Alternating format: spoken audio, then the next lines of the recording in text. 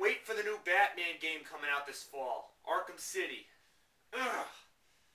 Suspense is killing me. I can't wait any longer.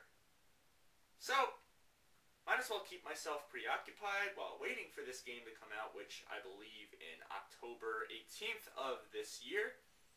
Yep, I'm going to keep myself preoccupied with something that I think, well, seems pretty appropriate. And that is Lego Batman. Yep, wouldn't you know it, I got my hands on this puppy just a few months ago, but I have yet to review it, and now it's time to pay my respects. Now, I know what you're saying.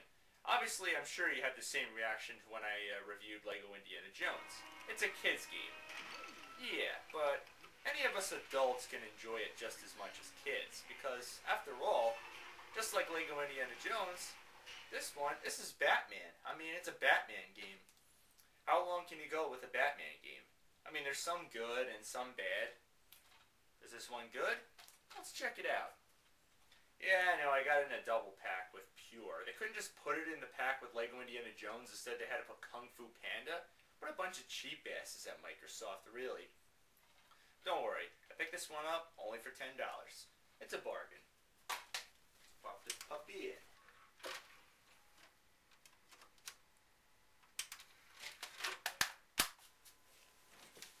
Alright, now it is time to see if I can show this game any justice. Otherwise, it's back to Arkham Asylum it goes. So let's see, is it good or bad? To tell you the truth, it's a hell of a lot of fun. Yeah, just like Lego Indiana Jones. Of course, it's not just Batman. It's Batman and Robin. I mean, you immediately think you're just playing as Batman, but no. You see right there, looky looky, Robin is right on the cover. Oh, does that mean it shows close-ups of their asses? Do their bat suits have nipples on them? No, that's a good thing. As crazy as it sounds, I was never really crazy about Robin. Yeah, I always usually like playing as Batman, you know, because obviously Robin is always the whiny, unnecessary character. But in this game, it definitely shows his strong side. It shows that he actually comes in handy most of the time, because every character has their unique ability. And you get that unique ability by a certain costume that you get over the course of the game. As you can see with Robin, he gets the magnetic boots, which allow him to, of course, access a part of the level that Batman can't. And it actually helps because, of course, it lets Batman get into that part of the level. He also gets the technology costume, which allows him to, of course, take control of remote-control cars. Look at that. Robin playing with his little remote-control toy car. Aww. But it does help for sure. You also get a vacuum suit which sucks up Lego pieces that can get him either a bonus or is required for passing a certain part of the level. And as for swimming, which is a thing I always complain about, yes, you can swim, but you can't dive underwater. You think that at first until you realize that Robin is the only one that can dive underwater. Man, I know how Batman feels about that. Hey, you can swim? Well, you! Eat that shit! Now, as for our main hero, Batman, yes, of course he also gets some great ability suits. He gets the heat protection suit, which allows him to access and touch things under extremely hot temperatures. A sonic suit, which gives him this device that causes really loud screeching noise and breaks anything made of glass. Which kind of reminds me of Willie on the Indiana Jones Temple of Doom part of the Indiana Jones game. An explosive suit where Batman can just plant a bomb anywhere and just detonate it. But I find it kind of funny how Batman just sets a bomb anywhere and is able to just kill anybody. I mean, isn't he supposed to be an incorruptible superhero that doesn't kill people? Wow. I guess he didn't die a hero. He lived long enough to see himself become the villain. And as well as the glide suit, which helps him glide over large gaps. But I find it kind of funny how Batman's costume doesn't originally have this ability. I mean, isn't that what Batman does all the time? At least he has the bat ring all the time. Yeah, Robin has it too, of course. As well as the grappling hook. So these are all the basic on-foot levels of the game. You go through various parts of Gotham City, and I think it's supposed to resemble different parts of the different Batman movies. Like this one reminds me a lot of the 1989 Tim Burton film Batman. doesn't it? I mean, it looks like the bell tower that Batman fought the Joker in, doesn't it? And how about this level with all the snow? Kind of reminds you of Penguin's lair in Batman Returns, doesn't it? And yes, of course, they had to bring Mr. Freeze's icy ice cream lair. Even though that was from the crappy Joel Schumacher movie, hey, you know what? I can deal with it. Nothing like going in there and kicking Mr. Freeze's frozen ass. Yeah, now that is very cool. Yeah, I said that. There's many other different lairs as well, like with poison ivies, of course with all the gardens and everything. And you're on top of the prowl, which of course you fight, you guessed it, Catwoman. You also gotta fight Harley Quinn, who I swear, if you could never figure out the best approach to beating her, my god, you will struggle so hard. I mean, this is the only boss in this game who I had the roughest time with. Oh god, not again! Up! Oh wait a minute, it respawns.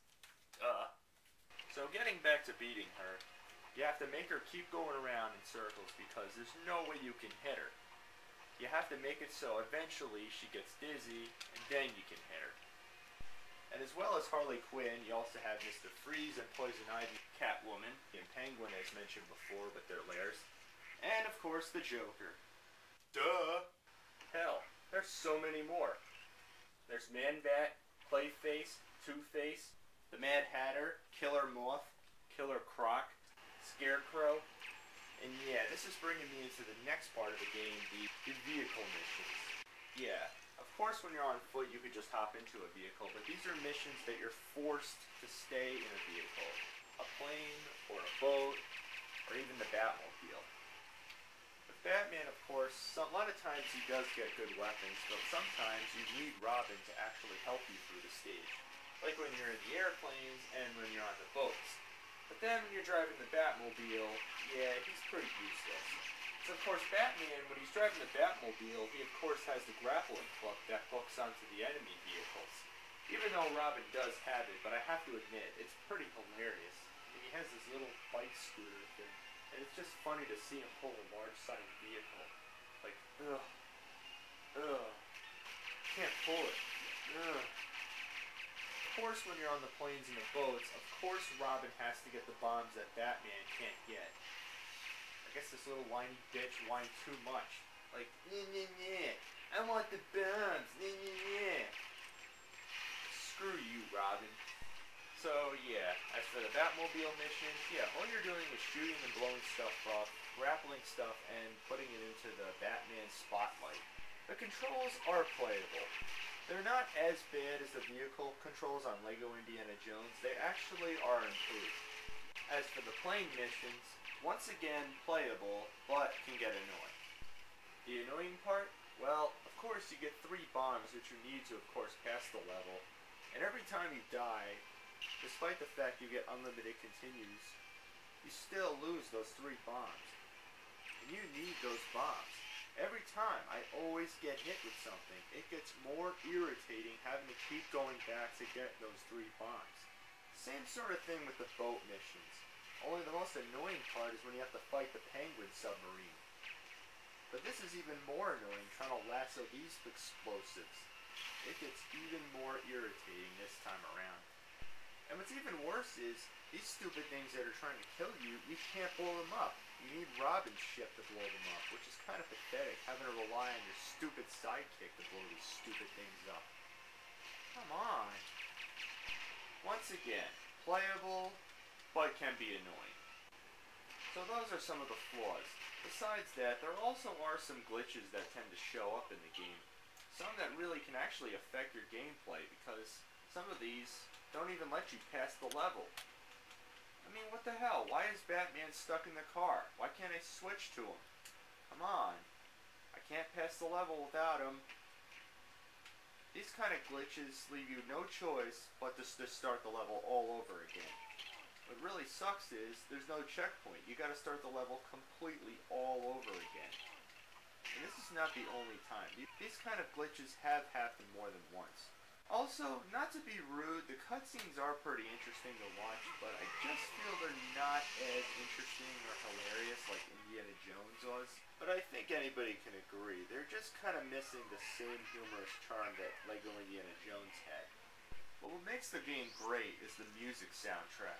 You can't have a great game without a great soundtrack, especially during the cutscenes, but the music by what sounds like from Danny Elfman from the Tim Burton movie.